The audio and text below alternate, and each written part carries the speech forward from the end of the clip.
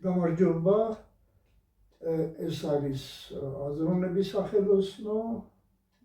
და მე ვარ გიორგი ბარამიძე. დღეს მინდა გესაუბროთ იმ თემით, რაც წინასაუბრის დროს დავიტოვე, ასე ვთქვათ, და რომელიც ეხება აზრს და გამოსახულებას, ესე რა ურთიერთობა შეიძლება იყოს აზრსა და გამოსახულებას შორის. ამასთან ერთად მინდა გითხრათ ისიც, რომ მე მინდა ჩემი საუბარი იყოს უშუალო, მაგრამ ეს ბევრი მიზეზის გამო ვერ გამოვა, არ გამოდის. თუნდაც ერთ-ერთი მათგანი, ამ მიზეზთაგანი არის ის, რომ ჩემი საუბარი, ჩემ საუბარს მე ვიწერ და ვიღებთ ვიდეოზე, და ამდენად ეს არის დადგმული აზრები, დადგმული საუბარი და არა უშუალო. ეხლა რაც ეხება სახელოსნო ეს სახელწოდება მე შევარჩიე რამდენიმე მიზეზის გამო და მათ შორის ერთი არის სწორედ ის, რომ სახელოსნო, აქედან ჩვენ გვეყურება ხელი, რომელიც ხელობასთან არის დაკავშირებული და აზროვნება როგორც ხელობა შეიძლება აქეთკენაც წავიდეს ჩვენი აზრები, ხოლო რაც ეხება სივრცეს, რა სივრცეში ხორციელდება ეს აზროვნება და სად არსებობს ეს სახელოსნო, ეს სახელოსნო არის შინაგანი სახელოსნო და მისი ადგილი, ასე ვთქვათ, არსებობის ადგილი არის ჩემი შინაგანი, ასე ვთქვათ, სამყარო, სადაც მე ხედავ და განვიხილავ, ყოველ შემთხვევაში ჩემებურად ხედავ და ჩემებურად განვიხილავ იმას, რასაც მე ვხედავ, როგორც თვითმხედველი, ამას მინდა ყოველთვის ხაზი გაუსვა, იმიტომ რომ ეს არის ყველაფერი, რასაც თქვენ გიზიარებთ, ეს არის რა თქმა უნდა, ოდესღაც ჩვენს მიერ წაკითხული, გააზრებული, სხვისი აზრები გადააზრებული და ასე შემდეგ და ასე შემდეგ, ზოგიერთი გამოცდილებით მოპოვებული და რა თქმა უნდა მე ვცდილობ, რომ არ დავასახელო წყაროები, იმდენად რამდენადაც ვფიქრობ, რომ ამით უნდა მაინც შევინარჩუნებ უშუალობას. ასე ეხლა მინდა გითხრათ ერთ-ერთი ისეთი აზრის შესახებ, რაც ძველმა მწერალმა დაწერა და ძველმა მოაზროვნემ გაიაზრა და რომელიც ამბობს შემდეგ რამეს, რომ ჩვენს ის ამბობს სულში, ჩვენს სულში, ანუ ადამიანის სულში, არის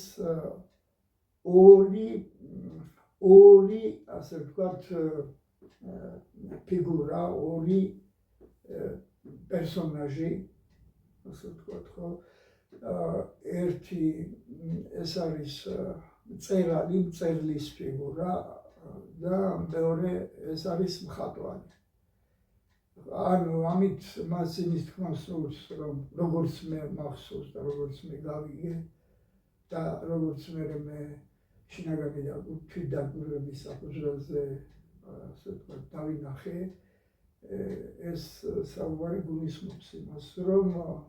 აზრი არ არსებობს გამოსახულების გარეშე. ანუ ვიღაცა არის ჩემში, რომელიც წერს წიგნს, ამას შეიძლება უწოდოთ შინაგანი წიგნი და ძირითადად ამ წიგნში შედის, როგორც მე მესმის, შედის ჩემი საუბარი და ჩემს თავთან და ჩემი თავი კიდე საითკენაც მე მივყავარ რას თავმსვლელობას ეს არ არის რაღაცა მონოლითური რამ, მას სხვადასხვა ასე ვთქვათ შრეებიდან სხვადასხვა ასპექტები აქვს, რომელთაც მე ვუწოდებ პირობითად ესე ჩემს მეებს, სხვადასხვა მეებს და ეს საკუთარ თავთან თვით საუბარი, ანუ თავის თავთან საუბარი ეს არის სწორედ ის წიგნი, რომელსაც მწერალი ვიღაც ჩემში, ვიღაც მწერალი წერს ამ წიგნს, ხო? და მეორე არის, რომელიც რასაც წერს და რასაც გაიაზრებს ეს პირველი, იმას ხატავს. ხო? ეს ასეთი ვითარება არის ჩვენში, ესე იგი აზრი, ეხლა მე ეს შემიძლია სხვანაირად თქვა, რომ აზრი არის რაღაც, ხო? ჩემში, რომელსაც ემატება გამოსახულება. და ეს აზრი ამ გამოსახულების გარეშე არ არსებობს მარტო აზრი. ეს ალბათ ეს გამოცდილება ბევრ თქვენგანს და შეიძლება ყველას თქვენგანსაც ჰქონდეს, რომ როცა ჩვენ რაღაცის გახსენება გვინდა, რაც დაგვავიწყდა და ვიგონებთ, ჩვენში სწორედ ეს ორი ასე ვთქვათ ფიგურა იწყებს მუშაობას. ანუ ერთი, რომელიც ცდილობს გაიხსენოს ის და წაიკითხოს ის, რაც ეწერა მის ასე ვთქვათ სულში და ეხლა ის გადასულია წარსულში, წაიკითხოს ის და მეორე ცდილობს, რომ ეს გამოსახულებაში მოაქციოს ის, რასაც იხსენებს. აქ ასე ვთქვათ უთანხმოება, აქ რაც შეიძლება მე რაღაცა ჩემი ნერვული მდგომარეობაზეც, ჩემს სულიერ მდგომარეობაზეც ასე ვთქვათ, აისახოს და გამოვლინდეს, მაშინ მდგომარეობს იმაში, რომ მე ძალზე ხშირად ვერ ვახერხებ აზრისთვის და ორამეს ვერ ვახერხებ აზრის ჩამოყალიბებას, იმიტომ რომ მე ასე გავიზარდე და ასე მასწავლეს, რომ აზრი უნდა იყოს ჩამოყალიბებული, გამოკვეთილი და ამას მე ვერ ვახერხებ. ჩემი აზრი ყოველთვის არის გადღაბნილი, როგორც მე რომ სკოლის მოწაფე ვიყავი, მაშინ ქალაქის ზუგდიდის ქაღალდის ფაბრიკა, მე მგონი ასე ერქვა, უშვებდა ცალხაზიან რვეულებს პრიალა ფურცლებით, მაგრამ როგორც კი კალმით შეეხებოდი მას და წერტის დასვამდი, ის უსაშველოდ გაიდღაბნებოდა. ესე ასე მოსდით ჩემს აზრებს, რაღაცაზე ვიწყებ ფიქრს და მე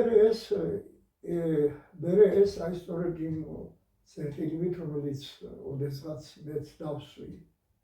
ზუგდიდის ქაღალდის ფაბრიკის რვეულის ფურცელზე, ასე იდღაბნება და გამოდის ძალიან მუქი და გაუგებარი რამ, ხო? და მეორე, რასაც ვერ ვახერხებ, რა თქმა უნდა, ეს არის ის, რომ გამოსახულება, რომ შეუქმნა, კონტურები რომ დაუსახო ამას, ესე იგი, რის ასე ვთქვათ, გააზრებასაც ვაპირებ, აი ესეც არ გამოდის და ეხლა არ გამოდის ალბათ ამას ბევრი მიზეზი აქვს, როგორც ობიექტური, ასე ვთქვათ, ისე ობიექტური არ მიყასებს გამოთქვა, მაგრამ ეხლა სხვა ვერ გამიხსენე, ხო? და რა მხედველობაში, ანუ ობიექტური მეთქი რო ვთქვი, ეხლა რამდენად არის ეს ობიექტური, მე არ ვიცი, მაგრამ მე გულისხმობ იმას, რომ ესე იგი, ასეთი რამეები ხშირად შემიმჩნევია მე ჩემი თავისთვის, რომ გარდა ასე თუ ისე მკვიდრად, ასე ვთქვათ, არსებული რაღაცა წარმოდგენებისა ჩემში, ხო? მე შემიმჩნევია ესეთი რაღაცეები, რომელსაც ენა ეძახის, აი თავში გამიელვა, გულში გავივლე, ხო? აი ეს გაელვება და გავლება, აი სწორედ ისეთი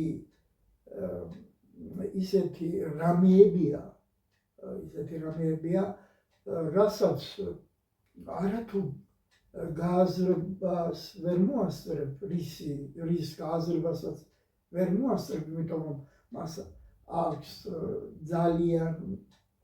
ძალიან ასე ვთქვათ ხანმოკლე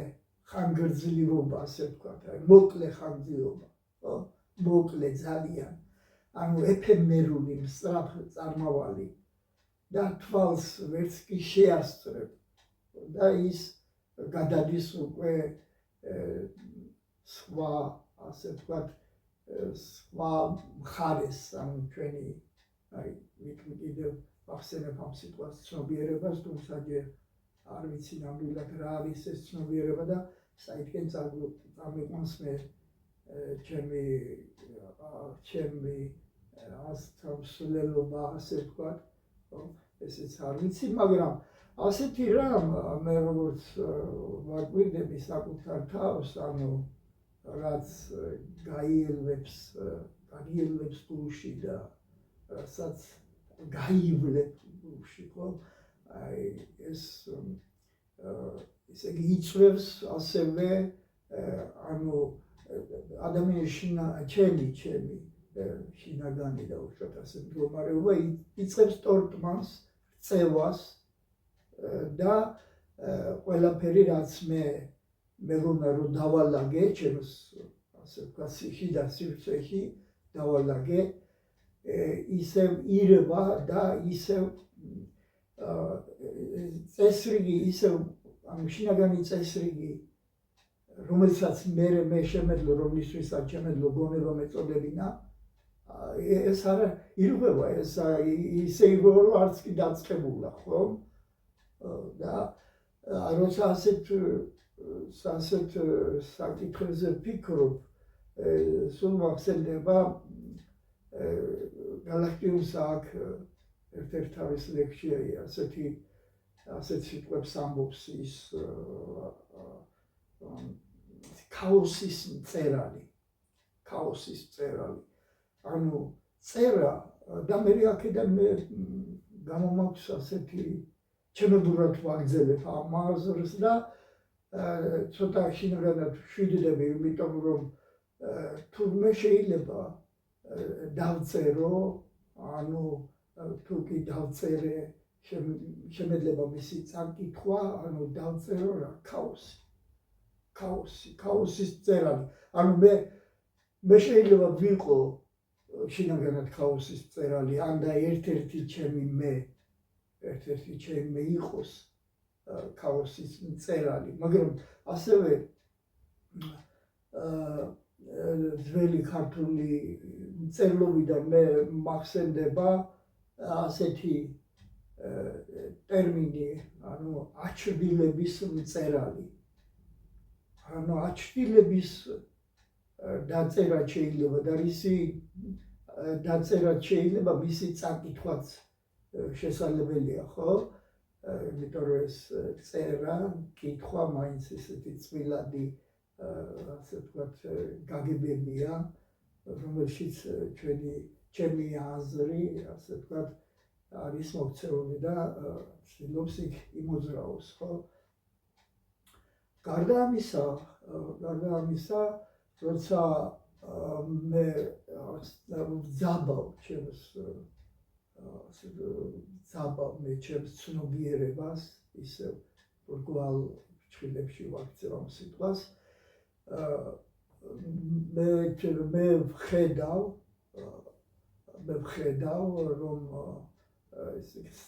რომ ჩემი შიდა ანუ ცნობიერების ეკრანი ასე ვთქვათ შედგება ესე იგი უკანა ზედაპირიდან რასაც აი ფონს ეძახიან და ამ ფონზე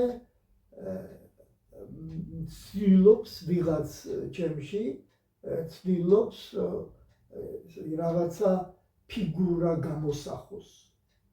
ანუ გამოსახულება შექმნას ხო დახატოს ხო ანუ ეს რა იქნება იმ ფონზე ეს იქნება ქაოსი ეს იქნება აჩრდილების სამყარო თუ სხვა რა ამის გარჩევა რა თქმა უნდა იმას რასაც აქვს ფონური არსებობა ასე ვთქვათ ფონის სახით არსებობს და კონტურები არ აქვს გამოკვეთილი რა თქმა უნდა ეს ძნელი საქმეა თუ შეუძლებელი არა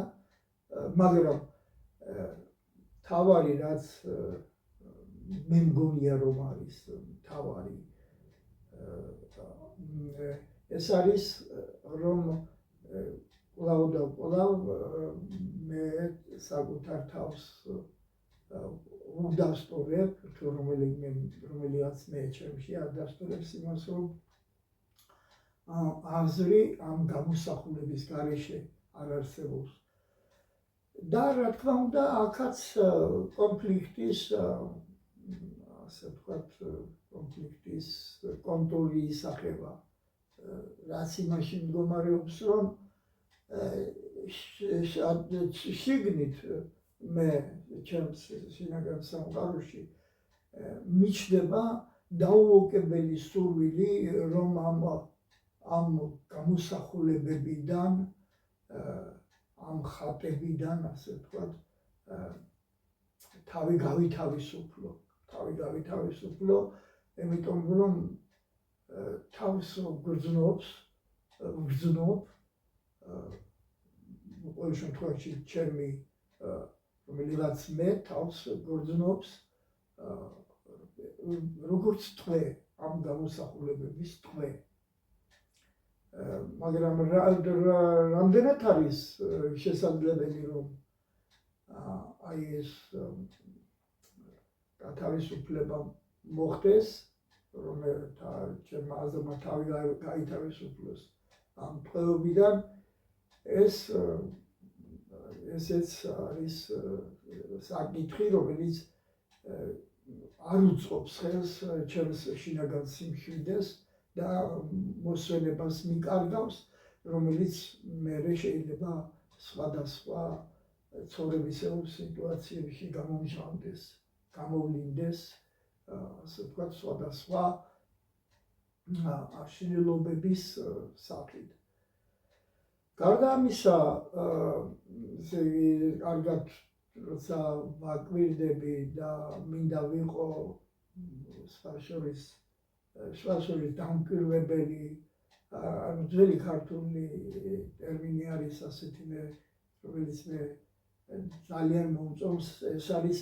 ახლორე დამხედი ანუ ვინც ახლოდან უყურებს და დამცქერი ახლორე დამცქერი უბრალოდ ახლორე დამცქერი ვინც ესე იგი ცდილობს რომ დააკვირდეს ყველაფერი მას რაც ხდება მის შინაგან სამყაროში ახლოდან დააკვირდეს ანუ გახდეს მისი თვითმხილველი იმ მოვლენების იმ აზრების იმ ხდომილებების რომელიც ასევე არის კონკრეტული ანუ ამის შესაბამისი სიტყვაც შეიძლება მოიძებნოს, ეს არის კერძოობითი, ხო, კერძოობითი. მაგრამ არის სხვა მოვლენებიც ჩემს შინაგან სამყაროში, ანუ არის ვიღაც, ან შეიძლება ვიღაცები, ხო? არის სხვა, ან არიან სხვები, რომელთა შესახებაც მე მხოლოდ ის შემიძლია ვთქვა ეხლა, რასაც ვამბობ, რომ მე ამას განვიცდი, რომ გამოცდილებაში მე მეძლებარ, რომ ვიღაც ან რაღაც კიდევ არიან და არა ვარ მარტო მე და ჩემი მეები, ასე ვთქვათ, არამედ კიდევ არიან ვიღაცები, ხო? და მათთან ერთად არის კიდევ ჩემში შემიძლია ამის თვითმხილველი ვიყო, რომ არის რაღაცა ცარიელი ადგილი, სიცარიელე, რომელშიც მე ხშირად ვარდები და იქედან ამოსვლა, ყოველ შემთხვევაში მე განცდა მაქვს ასეთი, რომ მე ვარდები ხოლმე ამ სიცარიელეში, ეს სიცარიელე მეუფლება და ცდილობს, რომ მასში გამყოფოს, ანუ გამყოფოს ამ სიცარიელეში და თუ მე ამ სიცარიელეში დავრჩი, მაშინ ის არ იქნება სიცარიელე, რა თქმა უნდა, ის იქნება ისეთი რამ, რაშიც მე ვიქნები, მაგრამ მე არ ვიცი, მაშინ მე ვიქნები თუ საერთოდ არ ვიქნები, თუ რა იქნება, ამის თქმა ძალზე რთულია. ეხლა საქმე ის არის, რომ ეს სიტუაციები, რომელიც აღწერასაც მე ვცდილობ და თქვენთვის გაზიარებასაც, არის ისეთი მდგომარეობები, რომლებიც ითხოვენ ჩემგან, რომ ისინი გავიმეორო, ანუ გამეორება იმას ნიშნავს, რომ ორი რაღაცა იგულისხმება გამეორებაში, რომ ამ სიტყვიდან გვეყურება მეორე და გამეორება ნიშნავს იმას, რომ ის შენი შეიძლება აღარ იყოს და ის იყოს ვიღაცა სხვისი მეორესი,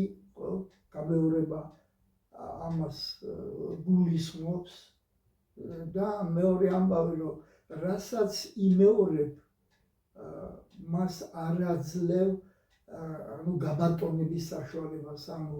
თუ შენში არის რაღაცა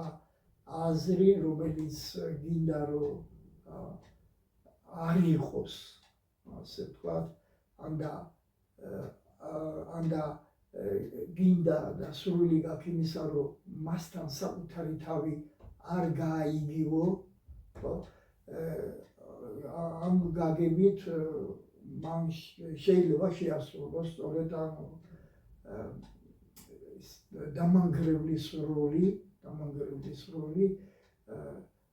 ამ მონოლითური რაღაცის მიმართ, რაც ჩემში არის გაბატონებული აზრის სახით. საერთოდ გამეორებები ძალიან მნიშვნელოვანია, როგორც მე ვაკვირდები და როგორც მე შემიძლია ეს დავადასტურო ჩემს თვითმხილველზე დამყარებით. მაგალითად, ეხლა როცა მე მეუბნებიან, რომ თქვენ შეგიძლიათ სიტყვები გამოიყენოთ, ანუ ისაუბროთ და გქონდეთ იმის განცდა, რომ ამ სიტყვებში შედის ის, რის შესახებაც ეს სიტყვები არიან, მაგალითად, მე თუ ვიტყვი, მაგალითად, კომპიუტერი, ამ სიტყვაში შედის კომპიუტერი, ხო, ამას მეუბნებიან და თუ მეტყვიან რომ აი ქარი სახელი ქარი ხომ სახელწოდება თვითონ სიტყვა შეიცავს თვითონ ქარს ხო აი ასეთი აზრები რომლებიც მე შეიძლება არ მომწონდეს იმიტომ რომ ბევრი სიტყვა მაქვს მაგალითად აი ისეთი როგორც არის ფული მაგრამ არ მაქვს ფული ხო ანუ ფული სიტყვა არ მოიცავს თავის თავში არ მოიაზრებს რეალურად რაც არის ფული კალანდის ბანკნოტი დაუშვათ ხო ამ შემთხვევაში მისი ნიშანი ანუ ფულის ნიშანი ეს თვითონ ფული არ არის რა თქმა უნდა ხო აქ ისეთი მდგომარეობა მაგალითად რაც შეიძლება თქვენ განსხვავდეს გაგებული იცოდეს იმის შესახებ რომ ერთმა მხატვარმა დახატა ჩიბუხი და დაწერა ქონდა ასეთი ეს არ არის ჩიბუხი ეს არ არის ჩიბუხი კი ბატონო მაგრამ მე შემიძლია აი ეხლა ეს თვითონ ეს მინაწერი ვაქციო აბსურდად აი დაუშვათ როგორ ანუ უაზრობად ვაქციო როგორ მაგალითად მე მივაწე ამ წარწერას ქვემოთ რომ ეს არ არის ჩიბუხი ვიღაცა მოვა და იტყვის ეს არ არის ჩიბუხი ხო და ასე უსასრულოდ ხომ და შედეგად მივიღებთ იმას რომ სასრული აზრი შეუძლებელი გახდება არ ჩამოყალიბდება ხო არათუ სახელი არ მოიცავს ასე ვთქვათ ჩიბუხი ეს სახელი არ მოიცავს და არ გულისხმობს თავის თავში რომ აქ მასში ჩიბუხი შედის დაუშვათ მატერიალური სახით ხო არათუ ამას არამედ ესე იგი აკარწყლებს იმ პოზიციასაც რომელიც ამბობს რომ ეს არ არის ჩიბუხი მაგალითად ხო და შემდეგ ის პროცედურა რომელიც მე ეხლა აქ შევეცადე მეთქვა ხო მაგრამ ასეთი საკითხები რა თქმა უნდა ის ადამიანი ვინც ეს თქვა ის მხატვარია რა თქმა უნდა მხატვარი იყო და ძალიან საყურადღებო გამოცდილებებს გვიზიარებს რა თქმა უნდა მაგრამ ჩვენ რომ არ გამოვიდეს ისე რომ ესე იგი მე რომ არ გამოვიდეს უпроსორად ისე რომ მოუწყდე ჩვენ საქმეს ასე ვთქვათ რომ მე ვლაპარაკობ აზროვნებაზე ხო მე ასეთ რაღაცას შემოგთავაზებთ ვინც ეხლა მისმენს ამერიკულებს ხო რომ გეტყვით რომ აი შეხედეთ კედელს თუ შეხედეთ კედელს ახლა დახუჭეთ თვალები და წარმოიდგინეთ კედელი რომელსაც თქვენ შეხედეთ ხო თუ ეს გააკეთეთ მაშინ ახლა წარმოიდგინეთ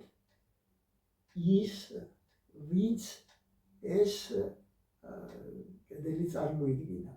ანუ აი ის ვინც ჩემში